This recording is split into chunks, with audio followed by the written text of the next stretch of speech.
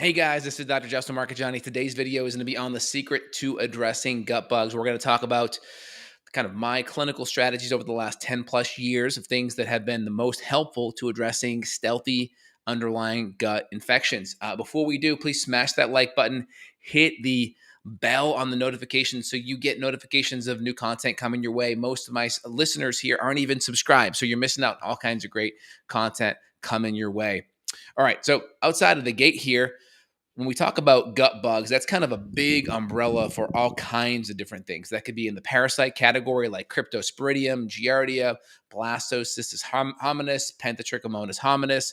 All these different gut infections could be at play there on the parasite side. We have bigger amoebas. We have amoeba infections like the E. histo as well. We have different worms like hookworms, pinworms, whipworms. These are on that side of the fence as well. And then we have other things like bacterial overgrowth, which could be things like Pseudomonas, Citrobacter, Klebsiella, Morganella. We have other things like E. coli sugar-like toxin. We have C. diff, Clostridium difficile. And then, of course, we have your run-of-the-mill Candida overgrowth, fungal overgrowth, yeast overgrowth. So really important we kind of look at the gamut. Also H. pylori as well. So we really want to look at that whole gamut and get a sense of really what the root cause issues are with each of these bugs so we can take action on that. That's really important out of the gates. So one of the first things, we have to actually get inflammation down. That's one of the biggest things. We live in a generation that is just so focused on antibiotics. I have this issue, kill, kill, kill, kill, kill. And part of the reason that patients, I think, have a lot of relapse and a lot of issues is they don't really get the inflammation down in the gut. And they come in there trying to hope the killing will be the root cause of getting that inflammation down. And sometimes it's not. Sometimes it's a whole host of issues where you're not digesting your food, your gut's inflamed, and so you have and your immune system is either overexcited or depleted because 80% of your immune system's in the GALT, the gastric associated lymphoid tissue, or the MALT, the mucosal associated lymphoid tissue. That's the lymphocytes in the stomach and in the small intestine. If your gut's overly stressed, those immune cells can either be hypersensitive, and that can create things like allergies and sensitivities, or it can be very low and depleted, and that's going to cause you to have a weaker immune system. Either one isn't good, and so we want to really get to the root cause on why the immune system is weak. So you have to really get the diet changes under control, because if you're creating lots of inflammation via food, via poor nutrition, via indigestion, you're not breaking down those foods. If your immune system is chronically stressed and overstimulated, that's going to make it harder for your body to heal.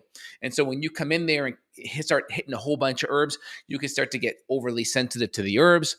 The die-off can overwhelm your system, and that could cause a whole host of other issues in regards to die-off as well. So we really got to be on the right track with that and make sure we're dialed in. So really important that we set the table and get inflammation down. If we get inflammation down, you are going to be able to heal a lot better. Next is sometimes these bacteria or these critters have stealthy biofilm. So think of a stealthy biofilm as it's like you get grease on your countertop and you just kind of wipe it up with a paper towel and you kind of feel it's like got this film. It's still there, right?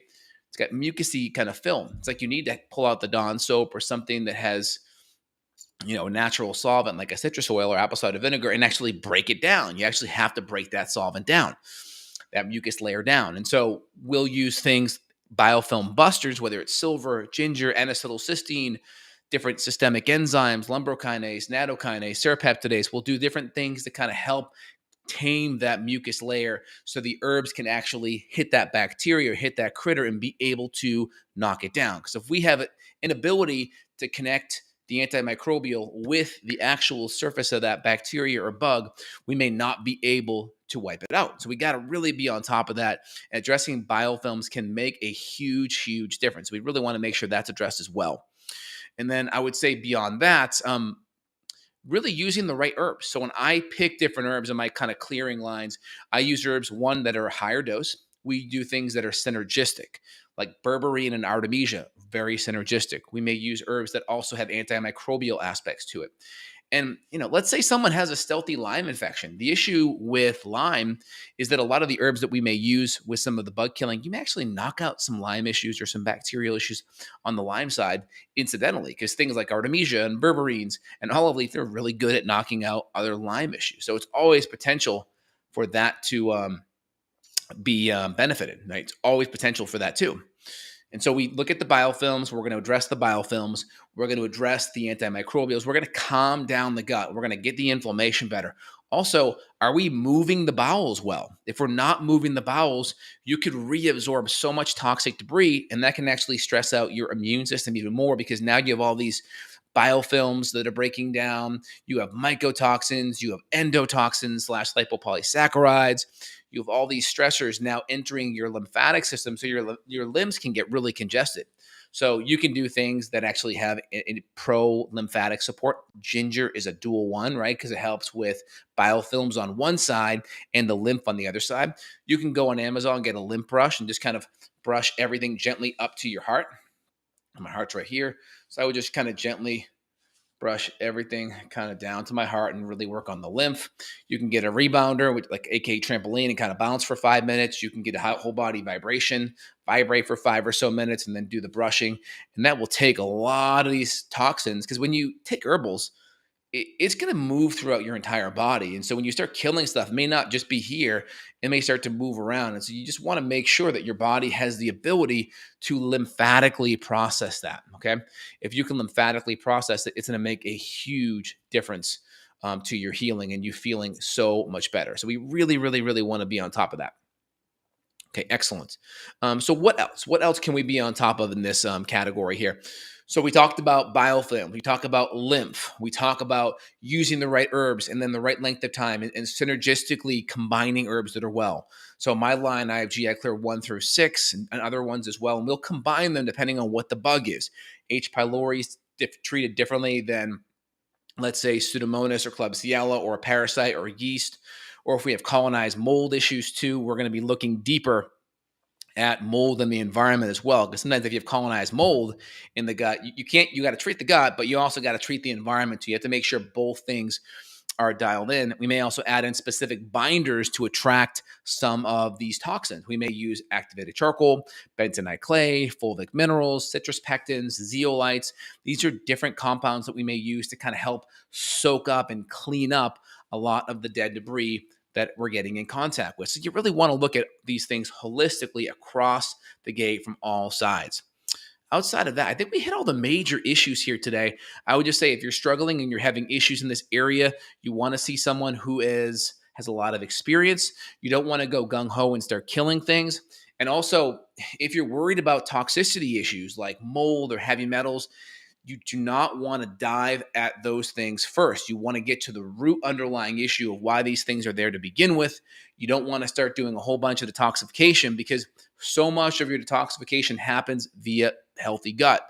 So you clean out the gut, you get the hepatobiliary function back. That's liver, gallbladder, which goes into the intestines. You get your digestion back. You get your digestion better. So you're absorbing and breaking down nutrients because those pathways require B vitamins. They require amino acids that are sulfur based. They require those things to run those pathways optimally. So you want to make sure those nutrients are there. And if you start doing a whole bunch of detoxification, you're going to have a bunch of problems. And that's part of the reason why, you want to be careful with going after detoxification. I much rather make changes in the environment with putting less toxins in, whether it's getting mold in the house out or remediated, whether it's decreasing toxins from pesticides, plastics, heavy metals, chemicals.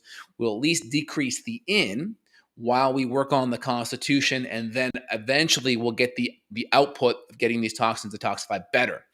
Remember, but just getting healthier, drinking more water, maybe even doing an infrared sauna, digesting your food better, you're going to start to detoxify it better. And we can always add in some gentle binders too. That's usually not going to overly push the system. It kind of more catches the things that are unruly and helps the body to escort it better. So I hope that makes sense on that front. I really want, my listeners to have like kind of a full 360-degree perspective on not just what, but why. It's all about the why, because the why is what matters. The what is, you can just listen to any guru that's saying, hey, do this, but it's the why. It should make sense. It should logically resonate with you. So I kind of want to walk everyone here through my thinking on it and why this is the best kind of approach of attack here. So if you want to dive in, I'll put links down below where you can reach out to myself and staff, and you can feel free to schedule a consult there. We're happy to help worldwide via functional telemedicine there.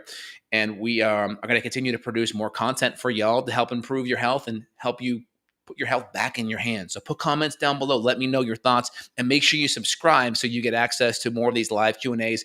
Hit that bell so you get notifications so you can chime in and be part of the discussion here. All right, hope you enjoyed today's content. If you see friends or family that maybe you think of someone that resonates with the issues that I'm talking about, feel free and share it with friends and family. All right, guys, have an awesome day. Take care, y'all. Bye now.